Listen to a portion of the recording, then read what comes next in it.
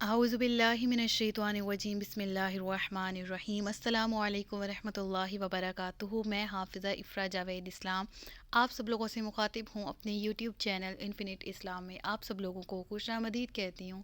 امید کرتی ہوں آپ سب لوگ خیریت سے ہوں گے، زندگی پرسکون پر اطمینان ایمان بالخیر گزر رہی ہوگی۔ آج کے لیکچر میں ہم جس ٹاپک کو کور کرنے جا رہے ہیں وہ ہے حضرت حزقیل علیہ الصلوۃ والسلام کا تعارف، جس میں ہم سب سے پہلے پڑھ رہے ہیں آپ کا اصلی نام یعنی آپ کا حقیقی نام حزقیل ہے، اور اس کے معنی کس طرح سے ہیں وہ انشاءاللہ اسی لیکچر میں آگے جا کے پڑھیں گے۔ آپ کی کنیت ابن العجوز ہے۔ ابن مطلب بیٹا اور عجوز مطلب بڑھیا، اور آپ کو بڑھیا کا بیٹا کہا جاتا تھا، یہ آپ کی کنیت تھی، اور اس کی ریزن یہ تھی کہ آپ تب پیدا ہوئے جب آپ کی والدہ بہت زیادہ عمر دراز ہو چکی تھی۔ آپ کی والدہ کی عمر بہت زیادہ تھی، یعنی آپ کی والدہ کے بڑھاپے میں آپ پیدا ہوئے تھے، اس لیے آپ کو بڑھیا کا بیٹا کہا جاتا تھا، اور یہی لقب آپ کا مشہور تھا، یہی کنیت آپ کی مشہور تھی، اور لقب آپ کا ذوالکفل تھا۔ اور ذوالکفل کے کیا معنی ہیں؟ کفل کا مطلب ہوتا ہے کفالت کرنے والا، یعنی ضمانت والا۔ اور آپ کو یہ کیوں کہا جاتا تھا کہ ذوالکفل یعنی ضمانت والا؟ کیونکہ روایات کے مطابق، جیسا کہ ہم گزشتہ تفاسیر میں بھی پڑھ چکے ہیں، کہ بنی اسرائیل کے لوگ ایک کبیرہ گناہ میں مبتلا تھے، اور وہ یہ تھا کہ وہ نبیوں کو ناحق قتل کرتے تھے، نعوذ باللہ۔ تو آپ نے ایک دفعہ 70 پیغمبروں کو ضامن بن کے، ان کا ضامن بن کے ان 70 پیغمبروں کو قتل سے بچایا تھا، اور اسی لیے آپ کا لقب ذوالکفل ہوا، یعنی ضمانت والے، یعنی کفالت والے، ٹھیک ہے۔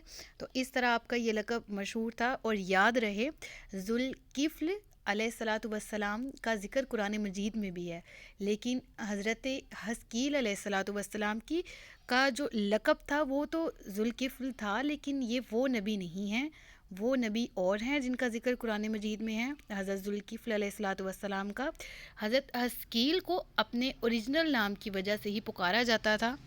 آپ کا لقب چونکہ اتنا مشہور نہیں تھا تو اس لیے آپ کو حزقیل ہی بلایا جاتا تھا، اور حضرت ذوالکفل قرآن کریم میں ایک پیغمبر کا نام موجود ہے، آپ وہ نہیں ہیں، ٹھیک ہے، وہ اور پیغمبر ہیں، آپ اور ہیں، اور آپ کا واقعہ قرآن مجید کی سورۃ البقرہ کی آیت نمبر 243 میں مذکور ہے، جس میں آپ کا بظاہر نام نہیں لیا گیا، لیکن آپ کی قوم کے حالات بتائے گئے ہیں، وہ بھی انشاءاللہ ہم اگلے لیکچر میں ڈیٹیل سے پڑھیں گے۔ تو یہاں تک کوئی کنفیوژن نہیں نا؟ چلیں ماشاءاللہ آگے چلتے ہیں۔ تو رات میں آپ کے والد کا نام بوزی مذکور ہے، ٹھیک ہے، یعنی آپ کا مکمل نام کیا ہو گیا؟ حزقیل ابن بوزی علیہ الصلاۃ والسلام۔ اور جیسا کہ میں نے کہا کہ آپ کے نام کی ڈیٹیل بھی ہم پڑھیں گے، تو ذرا ڈیٹیل جان لیتے ہیں۔ حزقیل جو مل کے بنا ہے وہ 2 لفظوں سے مل کے بنا ہے، تو چونکہ یہ عبرانی زبان ہے تو اس میں حزقی لفظ جو ہے اس سے مراد ہے قدرت یا قوت، اور جو لفظ ایل ہے اس سے مراد ہے جلالت، ٹھیک ہے۔ تو یعنی یہ میں نے ان کو علیحدہ علیحدہ کر کے لکھ دیا، ٹھیک ہے، تاکہ آپ کو سمجھ آئے حزقی کے لفظی معنی کیا ہیں؟ قدرت، اور ایل کے لفظی معنی کیا ہیں؟ جلالت، ٹھیک ہے۔ تو اگر آپ نے نوٹس بنانے تو آپ اسی طرح لکھیے گا، میں نے پوری کوشش کی ہے کہ میں آپ کو سمجھانے والے وے میں اس طرح بنا سکوں، اور مجھے امید بھی ہے کہ آپ کو سمجھ آ رہی ہوگی۔ اور آگے چلیں تو قدرت اللہ، یہ کیوں میں نے لکھا یہاں پر؟ یہ عربی زبان میں آپ کے نام کے لفظی معنی ہیں، ٹھیک ہے۔ تو ہم نے اب تک کیا سیکھا؟